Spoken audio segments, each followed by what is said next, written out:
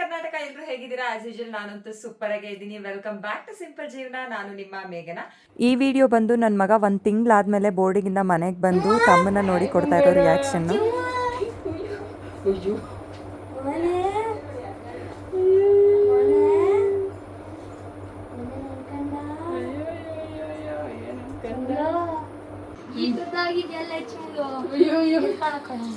ಎತ್ಕಮ್ಮ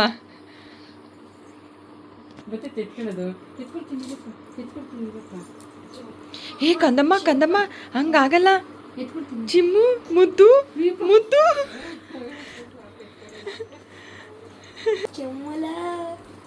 ನನಗೆ ಈ ಸೀನ್ ನೋಡುವಾಗ ಲಿಟ್ರಲಿ ಕಣ್ಣಲ್ಲಿ ತುಂಬಾ ನೀರು ಬಂತು. ನಾನು ಅವನಿಗೆ ಬೋರ್ಡಿಂಗ್ ಹಾಕಲಿಕ್ಕೆ ಒಂದೇ ರೀಸನ್ ಅಂತಂದರೆ, ನಾನು ಬಾಣಂತನಕ್ಕೆ ಊರಿಗೆ ಬಂದಿದ್ದೆ.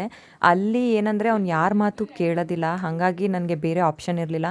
ಕರ್ಕೊಂಡು ಬಂದು ಇಲ್ಲಿ ತುಮಕೂರು ಹತ್ರ ಸೇರಿಸ್ಬೋದಿತ್ತು, ಬಟ್ ನಮ್ಮೂರಿಂದ ಅಗೇನ್ ತುಮಕೂರಿಗೆ ಮತ್ತೆ ಓಡಾಡಬೇಕು ಎವ್ರಿ ಡೇ ಅಂತಂದರೆ ಅಟ್ಲೀಸ್ಟ್ 145 ಮಿನಿಟ್ಸ್ ಆದರೂ ಬೇಕಾಗುತ್ತೆ. ಸೊ ಎವ್ರಿ ಡೇ 1.5 hour ಜರ್ನಿಲೇ ಆಗೋಗ್ಬಿಡುತ್ತೆ ಅಂದ್ಬಿಟ್ಟು ನಾನು ಅವನ ಬೋರ್ಡಿಂಗ್ ಹಾಕಿದ್ದೆ. ನನ್ನ ಮಗನಿಗೆ 3 months ಕಂಪ್ಲೀಟ್ ಆಗ್ತಾ ಇದೆ. ಸೊ ನಾನು ಮೊದಲನೇ ಮಗನ ನಾನು ಬೋರ್ಡಿಂಗ್ ಹಾಕಿದ್ದೆ. ಅವನು ಇವಾಗ ಮೊಹರಂ ರಜಾ ಇದೆ ಅಂತ ಅಂದ್ಬಿಟ್ಟು 3 days ಕಂಟಿನ್ಯೂಸ್ ಲೀವ್ ಅಲ್ಲಿ ಬಂದಿದ್ದಾನೆ. ಸೊ ಆಚೆ ಎಲ್ಲಾದ್ರೂ ಹೋಗೋಣ ಅಂತ ಅಂದ್ಬಿಟ್ಟು ಹೊರಟಿದೀವಿ. ಊರಿಗೆ ಹತ್ರ ಇರೋ ಒಂದು ಪ್ಲೇಸ್, ಸುಮ್ಮನೆ ಪಿಕ್ನಿಕ್ ಸ್ಪಾಟ್ ಅಂದ್ರೆ ದೇವರಾಯನ ದುರ್ಗ ಮತ್ತೆ ನಾಮಚಿಲ್ಮೆ. ಸೊ ಹೋಗೋಣ ಅಂತ ಹೊರಟಿದೀವಿ. ಮಳೆ ಬರ್ಬೋದೋ ಬರಲ್ವೋ ಗೊತ್ತಿಲ್ಲ. ಸೊ ಹಂಗಾಗಿ ಮಗುದು ಬ್ಯಾಗ್ ಪ್ಯಾಕ್ ಮಾಡ್ತಾ ಇದ್ದೀನಿ. ಹಾಗಾಗಿ ಒಂದು ಚಿಕ್ಕ ವಿಡಿಯೋ ಮಾಡೋಣ ಅಂತ ಅಂದ್ಬಿಟ್ಟು ಮಾಡ್ತಾ ಇರೋದು. ಏನೇನ್ ತಗೊಂಡ್ ಹೋಗ್ತೀನಿ ನನ್ನ ಮಗನ ಆಚೆ ಕರ್ಕೊಂಡು ಹೋಗುವಾಗ ಅಂತ ತೋರಿಸ್ತಾ ಇದ್ದೀನಿ. ಮಾಮೂಲಿ diaper bag, first and foremost thing diaper, baby wipes. ನನಗೆ ಯಾವಾಗ್ಲೂ ಡೈಪರ್ ಹಾಕೋದಕ್ಕೆ ಇಷ್ಟ ಆಗೋದಿಲ್ಲ. ಸೊ ಆ ಗ್ಯಾಪ್ ಅಲ್ಲಿ ಯಾವಾಗಾದ್ರೂ ಇರ್ಲಿ ಅಂತ ಅಂದ್ಬಿಟ್ಟು ಲಂಗೋಟ್ಸ್ ಇಟ್ಕೊಂಡಿದ್ದೀನಿ. ತುಂಬಾ ಹೊತ್ತೇನಾಗಲ್ಲ. ನಮ್ಮೂರಿಂದ ಐ ಥಿಂಕ್ 25 to 30 minutes ಅಷ್ಟೇ ದೇವರಾಯನ ದುರ್ಗ.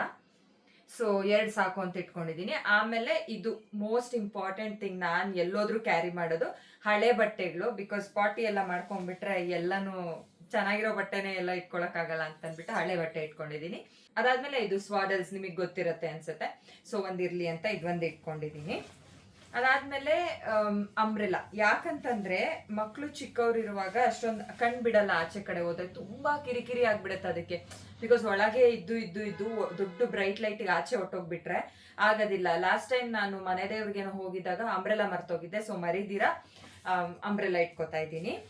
ಅದಾದ್ಮೇಲೆ ಅದನ್ನ ಎಂಗೇಜಿಂಗ್ ಆಗಿ ಇಟ್ಕೊಳ್ಳೋದಕ್ಕೆ ಅಂತ ಅಂದ್ಬಿಟ್ಟು ಒಂದು ರ್ಯಾಟಲ್ಲಿ ಇಟ್ಕೊಳ್ತಾ ಇದ್ದೀನಿ. ಅದಾದ್ಮೇಲೆ ಡೈಪರ್ ಇಟ್ಕೊಂಡ್ಮೇಲೆ ಅಫ್ಕೋರ್ಸ್ ರ್ಯಾಶ್ ಕ್ರೀಮ್ ಬೇಕೇ ಬೇಕು. ರ್ಯಾಶ್ ಕ್ರೀಮ್ ಇಟ್ಕೊತಾ ಇದ್ದೀನಿ. ಇದು 2 ಪೇರ್ ಬಟ್ಟೆಗಳು ಮಗುದು. ಇಫ್ ಎಟ್ ಆಲ್ ಅದೇನಾದ್ರೂ ಗಲೀಜೇನ್ ಮಾಡ್ಕೊಳ್ಳಲ್ಲ, ಬಟ್ ಸ್ಟಿಲ್ ಏನಾದ್ರೂ ವಾಂತಿ ಮಾಡ್ಕೊಂಡ್ಬಿಟ್ರೆ ಅಂತ ಅಂದ್ಬಿಟ್ಟು. ಅದಾದ್ಮೇಲೆ ಇದು ಮಗು ಇನ್ನು ಮಲ್ಗಿದೆ, ಸೊ ಎದ್ಮೇಲೆ ಹಾಕ್ಲಿಕ್ಕಂತ ಇದು ಸೆಪ್ರೇಟು. ಅದಾದ್ಮೇಲೆ ಇದು ಚಿಕ್ಕ ಪುಟ್ಟ ಥಿಂಗ್ಸ್ ಎಲ್ಲಾನು ನಾನು ಏನಾದ್ರೂ ಒಂದು ಚಿಕ್ಕ ಪರ್ಸಲ್ಲಿ ಇಟ್ಕೊಂಡಿದ್ದೀನಿ. ಇದೇನಪ್ಪ ಅಂತಂದ್ರೆ ಡಸ್ಟ್ಬಿನ್ ಕವರ್ದು ಎಕ್ಸ್ಟ್ರಾ. ನಾನು ಡಸ್ಟ್ಬಿನ್ ಕವರ್ಗೆ ಒಂದು ಚಿಕ್ಕ ಕ್ಯೂಟ್ ಫೈಂಡ್ ನಾನು ಮೀಶೋಲಿ ಫೈಂಡ್ ಮಾಡಿದ್ದು, ಅದು ತೋರಿಸ್ತೀನಿ. ಅದಾದ್ಮೇಲೆ ಒಂದು ಪೇರ್ ಸಾಕ್ಸ್ ಮತ್ತೆ ಒಂದು ಪೇರ್ ಮಿಟ್ಟನ್ಸು. ಸೊ ಇದಿಷ್ಟು ಪಟ್ಟಂತ ಕೈ ಸಿಗಲ್ಲ ಅಂದ್ಬಿಟ್ಟು ಒಂದು ಪೌಚಲ್ಲಿ ಇಟ್ಕೊಳ್ತಾ ಇದ್ದೀನಿ.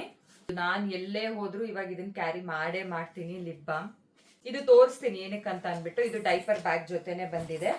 ಫೀಡಿಂಗ್ ಪಿಲ್ಲೋ ಆಬ್ವಿಯಸ್ಲಿ ತಗೊಂಡು ಹೋಗ್ತೀನಿ. ಅದಾದ್ಮೇಲೆ ಪಾಪುನ ಆಚೆ ಹೋದಾಗ ಎಲ್ಲಾದ್ರೂ ಕೆಳಗೆ ಹಾಕಿದ್ರೆ ಇರ್ಲಿ ಅಂದ್ಬಿಟ್ಟು ಒಂದು ಪಿಲ್ಲೋ ಇಟ್ಕೊಂಡಿದ್ದೀನಿ.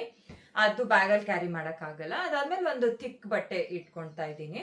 ಇದನ್ನು ಅಷ್ಟೇ ನಾನು ಬ್ಯಾಗಲ್ಲಿ ಇಟ್ಕೊಳ್ಳಲ್ಲ, ಬಟ್ ಕಾರಲ್ಲಿ ತಗೊಂಡು ಹೋಗುವಾಗ ಕಾರಲ್ಲಿ ಇಟ್ಕೊಂಡು ಹೋಗ್ತೀನಿ. ಸೊ ಇದಿಷ್ಟು. ಸೊ ಇಷ್ಟೇ.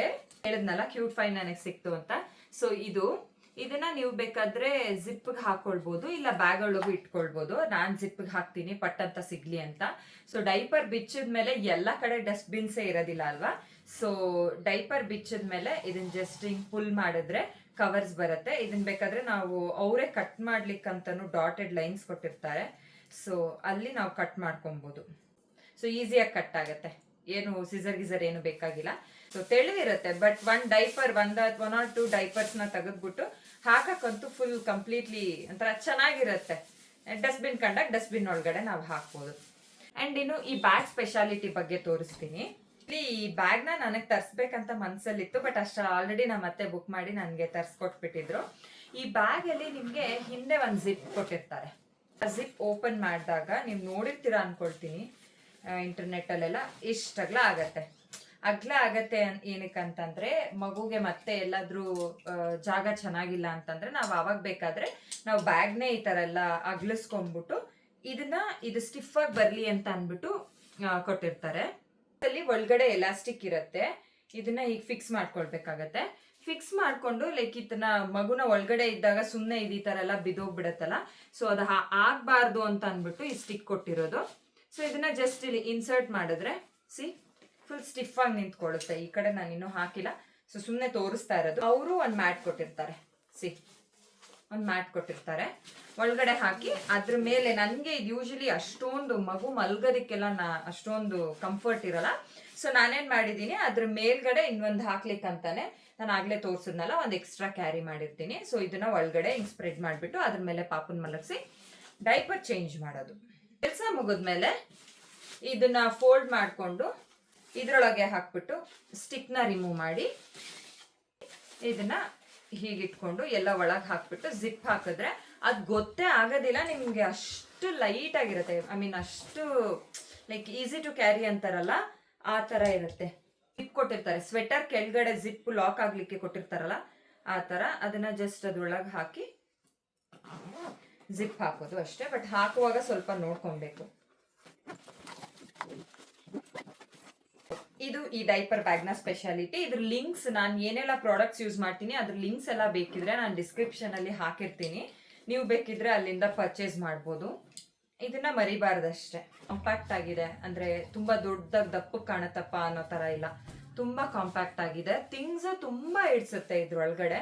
ಅಂಡ್ ಹಿಂದೆ ಕೂಡ ಬ್ಯಾಗ್ ತಗ್ಲಾಕೊಳ್ಳಿಕ್ಕೆ ಕೂಡ ತುಂಬಾ ಈಸಿ ಆಗಿದೆ. ಇನ್ನೇನಾದ್ರು ಕ್ವೆಶನ್ಸ್ ಇತ್ತಂದ್ರೆ ಕಮೆಂಟ್ ಸೆಕ್ಷನ್ಸ್ ಅಲ್ಲಿ ಕೇಳ್ಬೋದು. ಬ್ಯಾಗ್ ತಗ್ಲಾಕೊಳ್ಳಿಕ್ಕೆ ಮಾತ್ರ ತುಂಬಾ ಕಾಂಪ್ಯಾಕ್ಟ್ ಆಗಿದೆ. ಬಾಟ್ಲು ಹೋಗುವಾಗ ತಗೊಂಡೋಗೋಣ ಅಂತ ಅಂದ್ಬಿಟ್ಟು ನಾನು ಇನ್ನೂ ಇಟ್ಕೊಂಡಿಲ್ಲ, ಅದಕ್ಕೆ ಕೂಡ ಕಂಪಾರ್ಟ್ಮೆಂಟ್ಸ್ ಇದೆ ಇದರಲ್ಲಿ. ಬ್ಯಾಗ್ ಒಳಗಡೆ ಕೂಡ ತುಂಬಾ ಸ್ಪೇಷಿಯಸ್ ಆಗಿದೆ, ನೀವಿಲ್ಲಿ ನೋಡಬಹುದು. ಇಲ್ಲಿ ಕೂಡ ಒಂದು ಕಂಪಾರ್ಟ್ಮೆಂಟ್ ಕೊಟ್ಟಿದ್ದಾರೆ, ನಾನಿಲ್ಲಿ ಕ್ಯಾಶ್ ಇಟ್ಕೊಂಡಿದ್ದೀನಿ. ಆ್ಯಂಡ್ ಈ ಕಡೆನೂ ಒಂದಿದೆ, ಸೊ ಇಲ್ಲಿ ಅಂಬ್ರೆಲಾ ಇಟ್ಕೊಳ್ಬೋದು, ನಾನು ಇಲ್ಲೇ ಇಟ್ಕೊಂಡಿದ್ದೀನಿ. ಆ್ಯಂಡ್ ಇನ್ನೂ ಇಷ್ಟು ಜಾಗ ಇದೆ, ನಾನು ಆಲ್ರೆಡಿ ವಿಡಿಯೋಲಿ ತೋರಿಸಿರೋ ಎಷ್ಟು ಮಟೀರಿಯಲ್ಸ್ ಇದೆ ಅಷ್ಟು ಅಗೇನ್ ಮತ್ತೆ ಇಲ್ಲಿ ಇಟ್ಕೊಳ್ಬೋದು. ಆ್ಯಂಡ್ ಇಲ್ಲಿ ಏನಾದರೂ ಫೋನ್ಸ್ ಆ ಥರ ಏನಾದರೂ ಇಟ್ಕೊಳ್ಳಿಕ್ಕೆ ಇಲ್ಲೂ ಜಾಗ ಇದೆ. ಸೊ ಇಲ್ಲಿ ಸೆಪ್ರೇಟ್ ಇರುತ್ತೆ, ಏನಾದರೂ ಚಿಕ್ಕ ಚಿಕ್ಕ ಥಿಂಗ್ಸ್ ಇಟ್ಕೊಳ್ಬೋದು. ಆ್ಯಂಡ್ ಕ್ವಿಕ್ಕಾಗಿ ಸಿಗಬೇಕಂತ ನಾನು ಡೈಪರ್ ಕ್ರೀಮು ಮತ್ತು ರ್ಯಾಟಲ್ಸ್ ಇಟ್ಕೊಂಡಿದ್ದೀನಿ.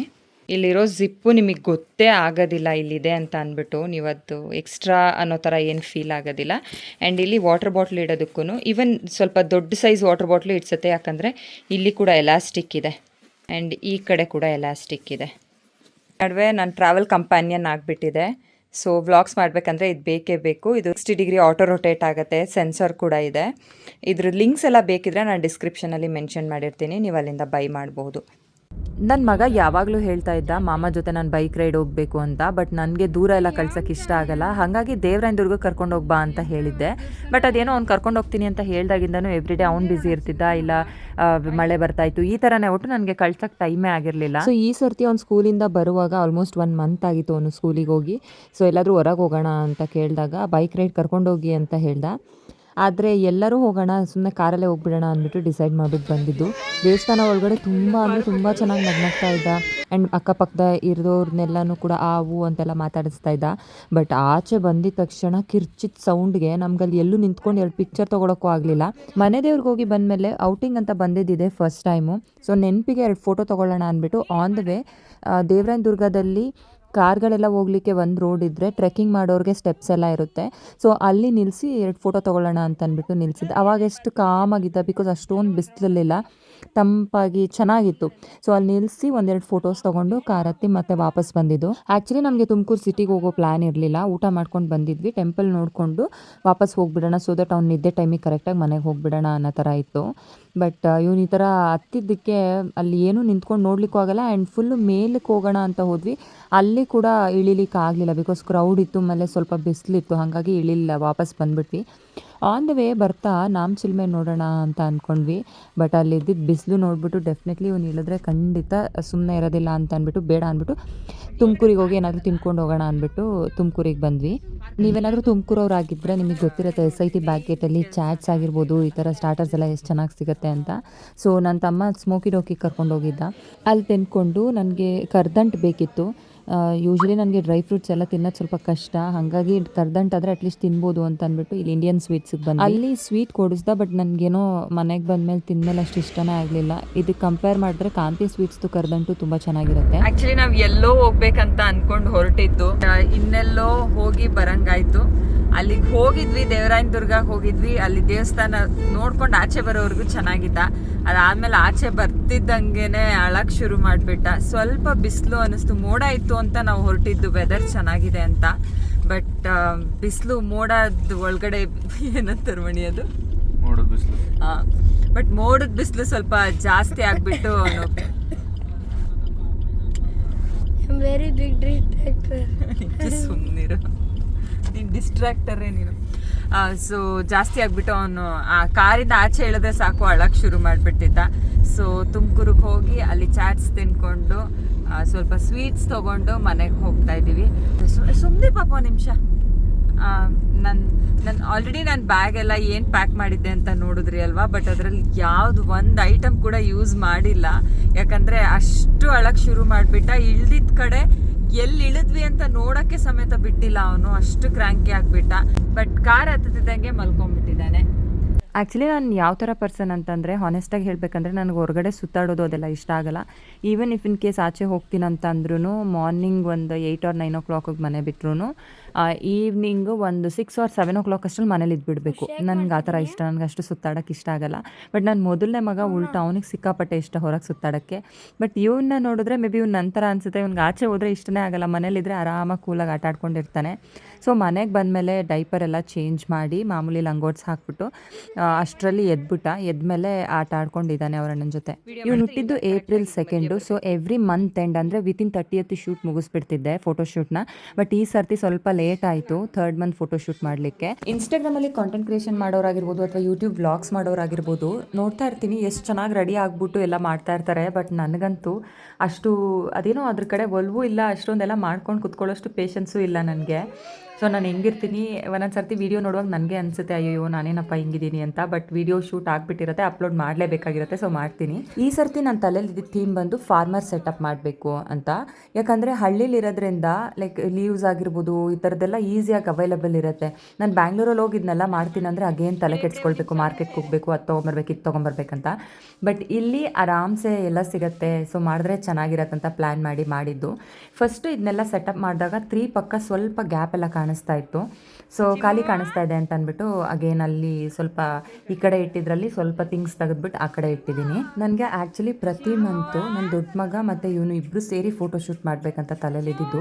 ಬಟ್ ಅವ್ನು ಬೋರ್ಡಿಂಗ್ ಹಾಕಿರೋದ್ರಿಂದ ಅವನು ಯಾವ ಟೈಮಲ್ಲಿ ಬರ್ತಾನೆ ಆ ಟೈಮಲ್ಲಿ ಇವನಿಗೆ ಫೋಟೋಶೂಟ್ ಮಾಡೋಕ್ಕೆ ಅವೈಲಬಿಲಿಟಿ ಆಗಿರ್ಬೋದು ಅಥವಾ ಅವ್ನ ಮೂಡ್ ಆಗಿರ್ಬೋದು ಅದೆಲ್ಲ ಮ್ಯಾಚ್ ಮಾಡಲಿಕ್ಕಾಗಲ್ಲ ಅಂತ ಅಂದ್ಬಿಟ್ಟು ಸುಮ್ಮನಾಗ್ಬಿಟ್ಟೆ. ಇದಿಷ್ಟು ಇವತ್ತಿನ ಕಂಟೆಂಟ್. ನೆಕ್ಸ್ಟ್ ವಿಡಿಯೋದಲ್ಲಿ ಮತ್ತೆ ಸಿಗ್ತೀನಿ. Until then keep watching simple ಜೀವನ. ಟೇಕ್ ಕೇರ್, ಬಾಯ್.